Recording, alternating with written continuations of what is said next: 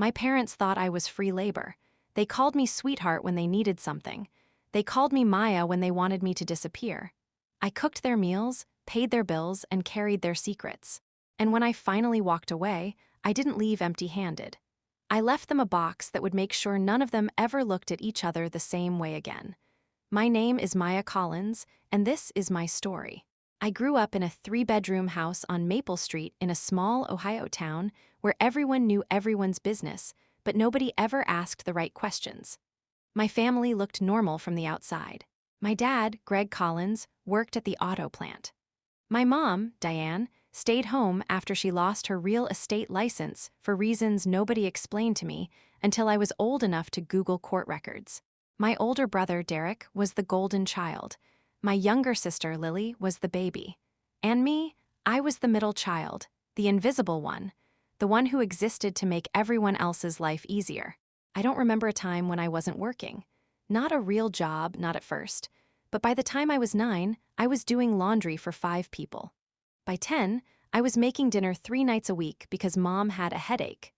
By 12, I was managing the household budget because Dad had given Mom a credit card and she'd maxed it out on shoes she never wore.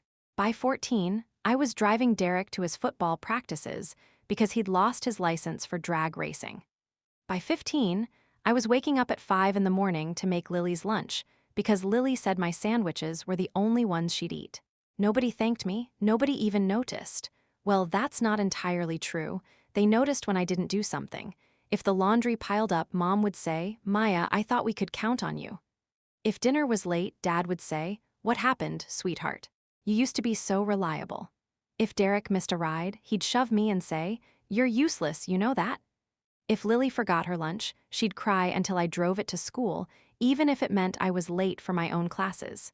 I was 15 the first time I thought about leaving, just walking out the front door and never coming back. I had $63 in a jar under my bed, saved from babysitting jobs that my parents didn't know about because if they had known, they would have taken it for household expenses. I packed a backpack with jeans, shirts, my birth certificate, and a granola bar. I made it to the front porch before I heard Lily crying in her room because she'd had a nightmare. I went back inside. I tucked her in. I didn't leave again for 7 years. By 17, I was working 30 hours a week at a diner downtown while finishing high school with a 3.9 GPA. My parents didn't know about the job at first. When they found out, Mom said, "Good, you can help with the mortgage." I gave them $400 a month. I was 17. I wasn't old enough to vote, but I was old enough to keep a roof over their heads while Dad spent his paycheck on beer and Mom spent hers on lottery tickets. Derek was 20 then. He dropped out of community college and was living in the basement, playing video games until 3 in the morning and screaming at the TV when he lost. He didn't work. He didn't contribute. But when I asked him to take out the trash, he told Mom I was being a bitch, and Mom told me to apologize. Lily was 14. She was sweet, mostly. But she'd learned that crying got her what she wanted, and what she wanted was my time, my energy, and my money. New phone, Maya will pay for it. New shoes, ask Maya. Need a ride to the mall? Maya doesn't have plans. I never had plans. I couldn't afford plans. Every dollar I earned went to them. I graduated high school with honors. I'd applied to 12 colleges, gotten into 9. I had a scholarship offer from Ohio State that would have covered half my tuition. The other half would have to come from loans or savings or work. I sat my parents down at the kitchen table and told them my plan. Dad looked at me like I'd just spoken in a foreign language. Mom said, "Who's going to take care of the house if you leave?" I said, "Derek could help." Derek laughed. Actually laughed. He was sitting on the couch with his feet on the coffee table, a bag of chips in his lap, and he laughed and said, "Yeah, right." I said, "Lily's almost 15. She can do her own laundry." Lily started crying. Mom told me I was being cruel. I didn't go to college. Instead, I worked. I got a second job at a retail store. I worked 60 hours a week. I gave my parents $600 a month. I did the laundry, the cooking, the cleaning, the grocery shopping, the bill paying. I fixed the leaky faucet in the bathroom because Dad said he'd get to it eventually and eventually never came. I mowed the lawn. I painted the fence. I nursed Mom through a bout of pneumonia and Dad through a gout flare-up and Lily through a breakup with a boy who'd been 3 shades of wrong. The only thing I didn't do was live. I was 22 when I met someone who saw me. His name was Ben. He was a mechanic, quiet and kind, with calloused hands and a gentle laugh. He came into the diner where I worked and ordered the same thing every day, black coffee and a slice of apple pie. He never asked for anything extra. He never complained. He just sat in the corner booth and read paperback thrillers and waited for me to have a free moment so he could ask how my day was going. Ben was the first person who ever asked me that. We started dating. Slowly, carefully, like two people who'd been burned before and weren't looking to get burned again. He knew about my family. He saw the way my phone buzzed constantly with texts from my mother asking where I was, why dinner wasn't ready, when I was coming home to help Lily with her homework. He saw the way I flinched every time I heard Derek's ringtone. "You don't have to do this," Ben said one night. We were sitting in his truck outside my house. The porch light was flickering because I hadn't had time to change the bulb. "You don't have to save people who don't want to be saved." I wanted to believe him, but I'd been trained my whole life to believe that if I stopped carrying the weight, everyone I loved would collapse. And I loved them. That was the worst part. Despite everything, I loved them. I loved my dad's awkward attempts at jokes. I loved my mom's terrible cooking. I loved Lily's laugh and even Derek's stupid grin when he won a video game. I loved them the way you love a house that's falling apart around you, not because it's safe or warm, but because it's yours. Ben proposed on my 23rd birthday. He got down on one knee in the middle of the diner, right there by the pie case, and held up a ring that couldn't have cost more than $300 but looked like it held the whole sky. I said yes. I said yes before he even finished asking.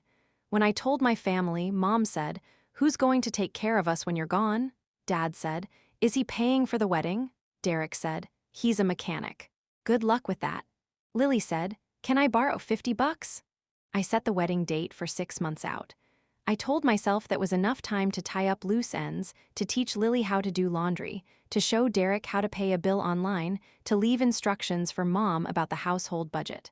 I made lists, color-coded spreadsheets, step-by-step guides. I spent hours on those lists, writing and rewriting, trying to make sure they couldn't fail after I left. But here's the thing about people who have never had to take care of themselves. They don't want to learn. Lily threw the laundry instructions in the trash. Derek said he'd figure it out and then didn't. Mom looked at the budget spreadsheet, blinked twice, and asked me to just handle it like you always do. 3 weeks before the wedding, I had a breakdown. A real one. I was in the kitchen, scrubbing a pot that had been soaking for 3 days because nobody else would wash it, and I just started crying. Not quiet tears. Ugly, heaving sobs that came from somewhere deep and dark and ancient. I cried for the childhood I never had, and the teenage years I lost, and the young adulthood I was spending on my hands and knees over a burnt casserole dish. Lily walked in. She looked at me. She said, "Are you going to make dinner or what?" That was the moment something broke in me. Not my heart, not my spirit, something else, something harder. Something that had been forming for years, layer by layer, resentment by resentment, until it was solid enough to build a wall or throw a punch. I finished scrubbing the pot. I made dinner. I served it with a smile. And then I went to my room and closed the door and started planning. The idea came to me slowly, like frost spreading across a window. I didn't decide to do it. It just grew inside me until it was the only thing I could think about. I was going to send them a box, not a bomb, nothing illegal, nothing that would hurt them physically. I was going to send them the truth. See, over the years, I'd learned things. Quiet things, dark things. Derek had a secret credit card debt of $20,000 that he'd been hiding from Mom and Dad. Lily had been stealing from Mom's purse for years, taking 20s and 50s, never enough to be noticed right away, but enough to add up to thousands. Mom had been lying to Dad about her lottery spending. She wasn't just buying a few tickets a week, she was buying hundreds. And Dad had a whole other life, a woman in the next town over named Cheryl. They'd been seeing each other for 18 months. He used the excuse of late shifts at the plant to see her. There were no late shifts. The plant had cut overtime months ago. I knew these things because my family had never bothered to hide them from me. I was furniture to them. A lamp. A table. You don't whisper when furniture is in the room. You don't close the laptop when furniture walks by. You don't lock your phone when furniture is sitting 3 feet away. They told me their secrets by accident, in passing, in fragments, and I collected them like stones in a jar, heavy and cold and sharp-edged. I started documenting everything. Screenshots of Derek's credit card statements that he'd left open on the family computer. Photos of Mom's lottery tickets, stacks of them, hidden in a shoebox under her bed. A copy of a text from Lily to her friend, bragging about how easy it was to take cash from Mom's wallet without anyone noticing. And Dad's emails to Cheryl. Dozens of them. He'd used my laptop once when his crashed, and he'd forgotten to log out of his email account. I didn't go looking for trouble. Trouble came to me. I printed everything. Organized it into folders, one folder for each family member. Then I bought a sturdy cardboard box, the kind you get at the post office for priority shipping. I placed the folders inside, along with a letter. My letter. The one I'd been writing in my head for 23 years. This is what it said. Dear family, by the time you read this, I will have moved out. I am getting married in 3 weeks, and I will not be coming back to this house. I am not writing this to hurt you. I am writing this because for once in my life, I need you to see me. You have treated me like free labor for as long as I can remember. I cooked your meals, washed your clothes, paid your bills, and carried your secrets. I gave up college for you. I gave up my 20s for you. I gave up my dreams for you, and none of you ever said thank you. I know everything. I know about Derek's debt. I know about Lily's stealing. I know about Mom's lottery tickets. And Dad, I know about Cheryl. I am not going to tell you what to do with this information. That is not my job anymore. My job now is to live my own life, but I wanted you to understand why I have to go. You cannot love people who don't love you back. You cannot save people who are drowning when they refuse to learn how to swim. I hope you figure it out. I hope you become the family I always wanted, but I'm not going to wait around to find out. Goodbye. Maya, I sealed the box. I addressed it to the Collins family. I drove to the post office on a Tuesday afternoon, the kind of gray autumn day where the sky looks like old laundry and the air smells like rain that never comes. I handed the box to the clerk. I paid for overnight shipping. Then I went home, packed my bags, left my keys on the kitchen counter, and walked out the front door for the last time. Ben picked me up at the end of the driveway. He didn't ask questions. He just took my hand and drove me to his apartment, the tiny one-bedroom above the auto shop, and he let me cry on his shoulder until I fell asleep. The next day, the box arrived.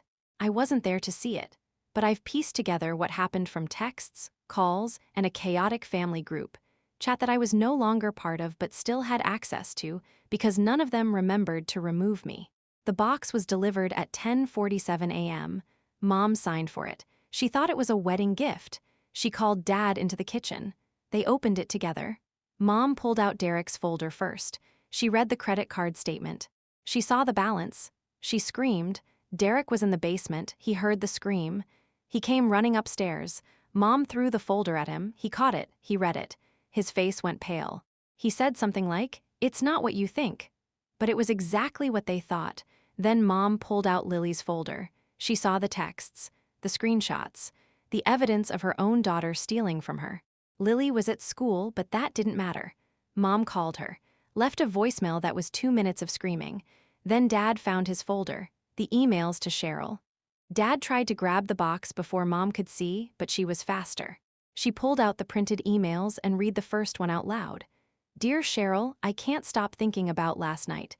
Mom stopped reading after that. She looked at Dad like she'd never seen him before. Dad said, "It's not serious. She's just a friend." Mom said, "You wrote 'I love you' 17 times in one email." Dad didn't have an answer for that. Finally, Mom pulled out my letter. She read it. Then she read it again. Then she handed it to Dad. He read it. Then Derek. Then Lily, who had just walked in the door from school, still holding her phone with Mom's screamed voicemail playing on speaker. They stood in the kitchen, the 5 of them, surrounded by shredded paper and shattered trust, and they read the words I'd written. The words that told them who I was, who they were, what they'd done. Lily was the first to speak. She said, "Is this true? Did you really steal from Mom?" Derek said, "You're one to talk, thief." Mom said, "Cheryl." "Who the hell is Cheryl?" Dad said, "She's nobody." Lily said, "You've been taking money from Mom's purse for years. I saw you." Derek said, "At least I didn't flunk out of school." Lily said, "I didn't flunk out." Derek said, "You have a 1.8 GPA. That's flunking." Mom said, "Greg, answer me. Who is Cheryl?" Dad said, "I said she's nobody." Mom said, "You don't write 'I love you' to nobody." And so it began. The unraveling. The beautiful, terrible, long overdue unraveling. Over the next 72 hours, my phone blew up with texts and calls. I didn't answer. I let them go to voicemail. I saved every single one. Mom left 6 messages. The first one was just crying. The second one was crying and cursing. The third one was a question. "Maya, why didn't you tell me about your father?" The fourth one was an accusation. "You destroyed this family." The fifth one was an apology. "I'm sorry. I'm so sorry. Please come home." The sixth one was a plea. "I need you. We all need you. Please." Dad left 3 messages. The first one was angry. "You had no right to go through my emails." The second one was defensive. "Cheryl doesn't mean anything. Your mother and I have been having problems for years." The third one was broken. "Maya, I didn't know you felt this way. I didn't know you were hurting. Why didn't you say something?" Derek left 2 messages. The first one was a threat. "When I find you, I'm going to..." He didn't finish the sentence. The second one was a whisper. "I'm drowning, Maya. I'm really drowning. I don't know how to fix this. I don't know how to fix any of it." Lily left 12 messages. The first 11 were variations of "I hate you." The 12th was different. The 12th was a small, scared voice saying, "You were the only one who made this house feel like home. What am I supposed to do now?" I listened to every message. I cried for each one, and then I deleted them. Ben asked me if I was okay. I said I didn't know. He said that was okay. He held me while I cried again, and then he made me a grilled cheese sandwich, and we watched a movie about spies that was so ridiculous I almost forgot about the war I'd just started. Almost. 2 weeks before the wedding, my mother showed up at Ben's apartment. She looked terrible. Her hair was unwashed. Her clothes were wrinkled. She'd lost weight. She stood in the doorway with her hands shaking and said, "I came to apologize." I let her in. Ben made himself scarce. He went into the bedroom and closed the door, but I knew he was listening. He was always listening, always ready to step in if I needed him. Mom sat on the couch. She looked around the tiny apartment, at the second-hand furniture and the stacks of auto parts Ben had brought home from work, and she said, "This is nice." I said, "It's not nice, but it's mine." She flinched. "Good." She said, "Your father moved out. He's staying with her, Cheryl." She said the name like it was poison. "Derek checked himself into a rehab for gambling. Did you know about that?" I said, "I knew about the debt. I didn't know about the gambling." She said, "He lost $30,000, 30,000. He took out loans, payday loans. He owes people money, Maya, dangerous people." I said, "I'm sorry." She said, "Lily won't talk to me. She blames me. She says if I hadn't been so focused on the lottery, I would have seen what was happening." I said, "She's not wrong." Mom looked at me, really looked at me, for maybe the first time in my life. She said, "You've been taking care of us for so long. I don't know how to take care of myself." I said, "You'll learn, or you won't. That's not my problem anymore." She started crying. Not the fake tears she used to turn on when she wanted something. Real tears. Ugly ones. She said, "I didn't know you were so angry. I didn't know you were so hurt." I said, "I know you didn't. That's the problem." We sat in silence for a long time. Ben's clock ticked on the wall. Somewhere outside, a car backfired. A dog barked. Life went on, indifferent to the collapse happening inside that tiny room. Finally, Mom stood up.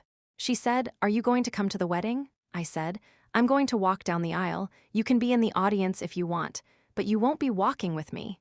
She nodded. She wiped her eyes. She said, "I understand." I don't know if she did, but I wanted to believe her. The wedding was small. Ben's family came. His mom cried. His dad shook my hand and said, "Welcome to the family." A few of my friends from the diner showed up, the ones who'd covered my shifts when I needed a break, the ones who'd listened to me complain about my family for years and never once said, "I told you so." My family came too. All of them. Mom wore a blue dress I'd never seen before. She sat in the second row and smiled like her jaw was wired shut. Dad sat 3 rows behind her, alone, in a suit that didn't fit anymore. Derek sat next to Dad. He looked thinner, paler, older. He was wearing a borrowed tie and shoes that were 2 sizes too big. Lily sat in the front row, next to an empty seat. My seat, the one I would have filled if things had been different. The ceremony was short. Ben and I wrote our own vows. His were simple. I promise to see you, really see you, every day for the rest of my life. Mine were even simpler. I promise to be my own person first. And then, if I have anything left, I'll give it to you. The pastor pronounced us husband and wife. We kissed. People clapped. Someone threw rice. It was the happiest moment of my life, and the saddest, because I looked out at my broken family sitting in their broken rows, and I knew that some things could never be fixed. At the reception, Lily found me. She was holding a glass of champagne she wasn't old enough to drink. She said, "I'm sorry." I said, "For what?" She said, "For everything. For the stealing. For making you drive my lunch to school. For saying I hated you, for being a brat." I said, "You were a kid." She said, "So were you?" That got me. That almost broke me, because she was right. I had been a kid. A kid who did laundry and paid bills and raised her siblings and held her family together with duct tape and desperation. And nobody had ever seen that. I hugged Lily. The first real hug we'd had in years. She felt smaller than I remembered, or maybe I was just bigger now.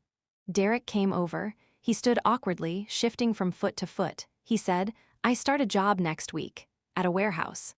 It's not much, but it's something." I said, "That's good, Derek." He said, "I'm paying back the debt. Slowly, but I'm paying." I said, "That's good." He said, "I'm sorry, for the way I treated you, for the name-calling, for taking you for granted." I said, "I know. I didn't say I forgive you, because I wasn't sure I did. But I said, I know, and for now, that was enough." Dad approached me last. He looked old, older than his 52 years. His hands were shaking. He said, "I left Cheryl. I'm staying in a motel outside town. Your mother won't let me back in the house." I said, "I heard." He said, "I'm not asking for forgiveness. I'm not even asking for understanding. I just want you to know that I'm sorry. I'm sorry I wasn't there. I'm sorry I made you carry so much. I'm sorry I was so busy trying to escape my own life that I never noticed how hard you were fighting to keep ours together." I looked at this man. This broken, foolish, cheating man who had been my father, and I felt something I hadn't expected. Not love, not hate.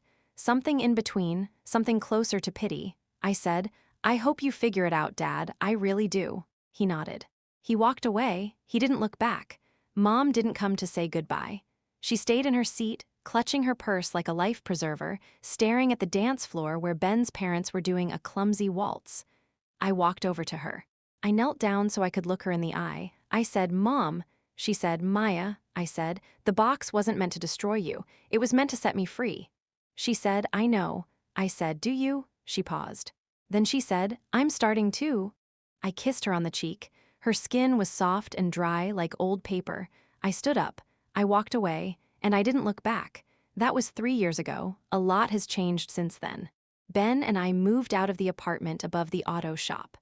We bought a small house on the other side of town, the kind with a porch swing and a garden that I kill every summer because I never learned how to grow things. I'm fixing that. Slowly, I'm learning how to grow tomatoes and how to let people take care of me and how to say no without apologizing. I went back to school. Part-time. Community college. I'm studying accounting, which is boring to most people but feels like coming home to me. Numbers make sense. Numbers don't lie. Numbers don't expect you to be their mother.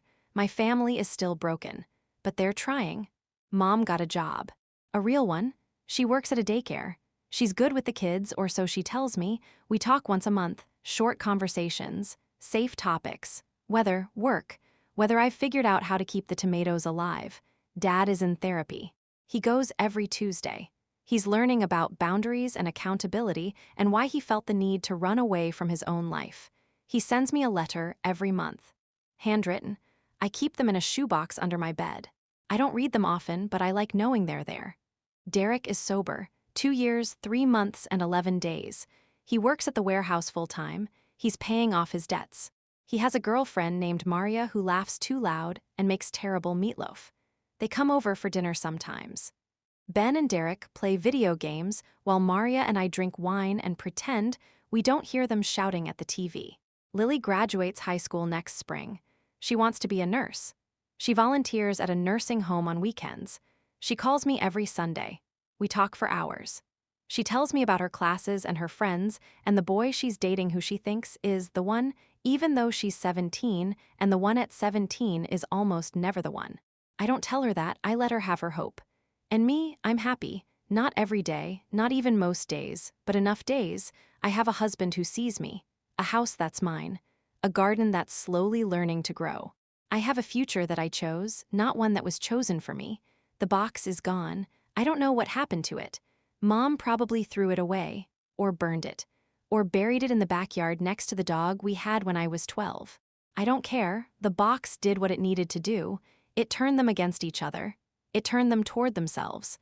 And it turned me loose. I don't regret sending it. I regret that it had to be sent. I regret that my family couldn't see me until I made them see each other. I regret that love, for me, was always a transaction, and freedom was a weapon I had to build with my own 2 hands. But I don't regret a single word of that letter. If you're watching this, if you're listening, if you're someone who feels invisible in your own home, let me tell you something. You are not furniture. You are not a servant. You are not a bank account or a maid or a shadow. You are a person. You deserve to be seen. And sometimes, the only way to be seen is to stop being the one holding everyone else up. Sometimes, you have to let them fall. I'm Maya Collins. I was invisible for 23 years, and then I mailed a box.